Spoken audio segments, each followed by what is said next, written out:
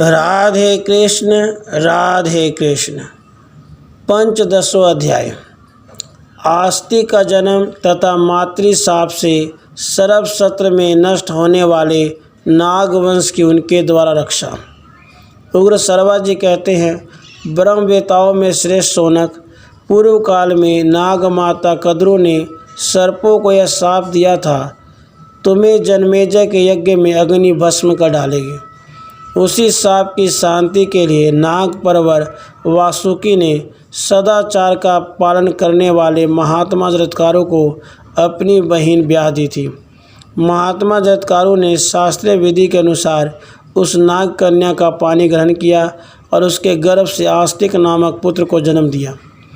आस्तिक वेद वेदांगों के पारंगत विद्वान, तपस्वी, महात्मा, सब लोगों के प्रति समान भाव रखने वाले तथा पितृकुल और मातृकुल के भय को दूर करने वाले थे।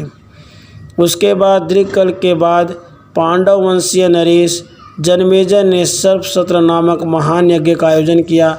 ऐसा सुनने में आता है, सर्पों के संहार के लिए आरंभ किए हुए उस सत्र में आकर महातपस्वी आस्तिक ने नागों को मोह से छुड़ाया। उन्होंने मामा तथा ममेरे भाइयों को, अन्य संबंधों में आने वाले सब नागों को संकट मुक्त किया। इसी प्रकार तपस्या तथा संतानोत्पादन द्वारा उन्होंने पितरों का भी उद्धार किया। हे ब्राह्मण, भांति भांति के व्रतों और स्वाध्यायों का अनुष्ठान करके वे सब प्रकार के ऋणों से उरीन हो गए। अनेक प्रकार की दक्षिणा वाले यज्ञों का अनुष्ठान करके उन्होंने देवताओं, ब्रह्मचर्य व्रत के पालन से ऋषियों और संतान की उत्पत्ति द्वारा पितरों को तृप्त किया।